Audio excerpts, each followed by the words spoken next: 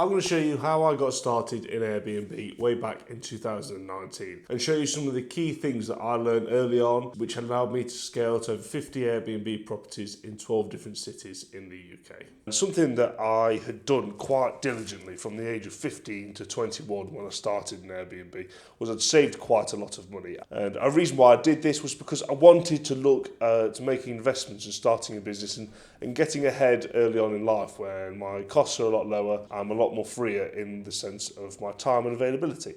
Something that I did was I was really left with two options. Is I could pick a nice safe investment like investing in property, or I could take a risk and I could invest in myself, which is essentially starting a business. Now, something that was quite pivotal in making the decision to start a business and invest in myself versus picking a safer option, I wanted to minimise the amount of regrets that I have. Something that I would say regret is the what ifs. What if you just started that business or you had that idea and you had to just run with it? That's something that I'm quite diligent on making sure that I don't do, is minimalising those amount of regrets that I have and minimalising those thoughts that I don't execute on. Now, that doesn't mean you execute on every idea that you have. Sometimes your ideas are shocking, but it is important that you run with the ones that you think are likely to pay off. And that is what I did with Airbnb. I took a chance and I invested that money in myself. So the first thing I started doing was going to a lot of different training courses. One of the main ones that I'm sure a lot of people online would have heard about is the Samuel Leeds £1 training event. I went to that purely because the barrier to entry is very low, it's only £1,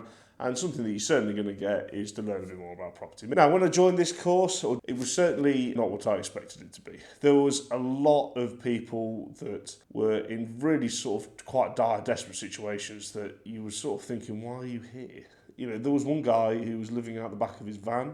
He hadn't had a job and decided he wanted to start investing in property. I was thinking, if you've not even got anywhere to live, how are you going to invest in property? And one woman stood up in front of the crowd and announced that she's had cancer, which she said she'd never spoken to anyone about before. She'd had it for about 3 months and she didn't really know what to do. And this was while she was attending a property training event.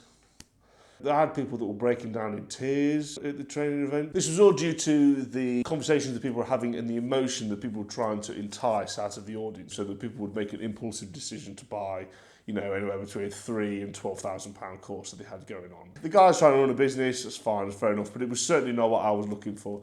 After researching different areas around the property industry, I quite liked the look of Airbnb. That was the one that created the most amount of passion for me. It was the one that I found the most exciting.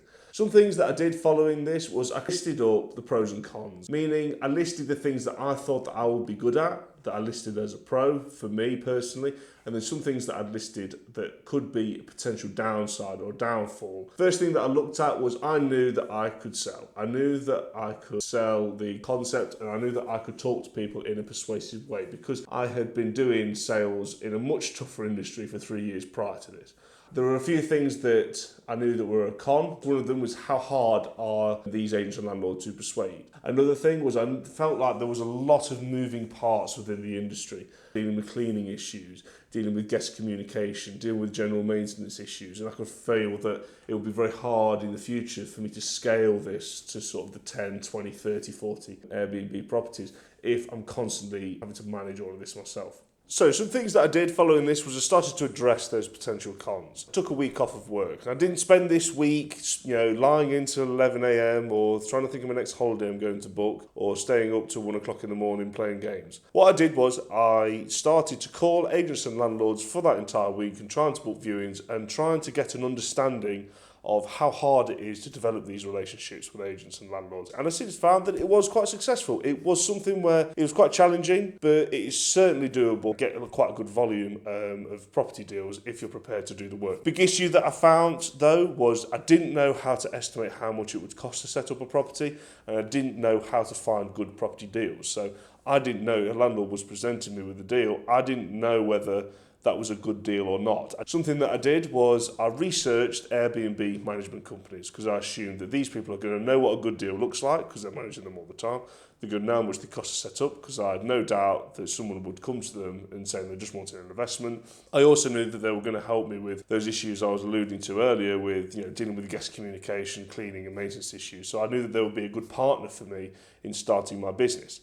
So I found them online, I found their website, I researched them on Companies House and found the owner. I then looked up the owner's name on Facebook and I managed to message him directly, explain to him what I'm trying to do, explain the pitfalls I can see within my business plan, and then how he can help me so that I can help him by growing his business. He since said to me that he was doing a training course to which he would cover exactly the sorts of things that I'm looking for, and that we will become potential long-term partners where I would find deals for him that I want to take on to have Airbnb. He would manage them for a fee for me, and in turn I would get to grow my portfolio and he would get to grow his management company. So it was a win-win for everybody that was involved. Now, something that is really important when you're buying information or paying for training courses is that you make sure you understand what you're getting out of it. When I bought that academy, I understood the key parts, key bits of information I wanted to get out of that information, which was I wanted to know how to estimate how much a deal would cost. I wanted to estimate how to find a potentially good deal. I also wanted to build that relationship with the management company because they were going to help me solve those potential pitfalls that I have within my business. And I also wanted to have my deals that I'm potentially taking on sanity checked by someone much more experienced than I am. That's going to help and mitigate some of those risks. Some people, when they're buying training courses and buying information, is they think they're buying success, and you're not. You're buying information. Success comes from you and you alone. You have to apply the information that is given to you, and that is how you make a success out of it. If success just doesn't come to you just because you've bought something, it doesn't work like that. Now, if you want to see how I got on for my first year in Airbnb, following all of this I'd done prior, you can click the video at the end and I'll talk about my first year in Airbnb inside of this YouTube channel. Now, if you want to learn more about Airbnb, we have for free the Airbnb Mastery Academy. It covers everything like creating a business plan, like I did when I first started, estimating the setup costs for your Airbnb, and finding the best areas, which is everything that I wish I'd known when I started without buying the training course. So that's for free for everyone that wants to access it if you just click the link below. I hope you enjoyed this video. Please like and subscribe.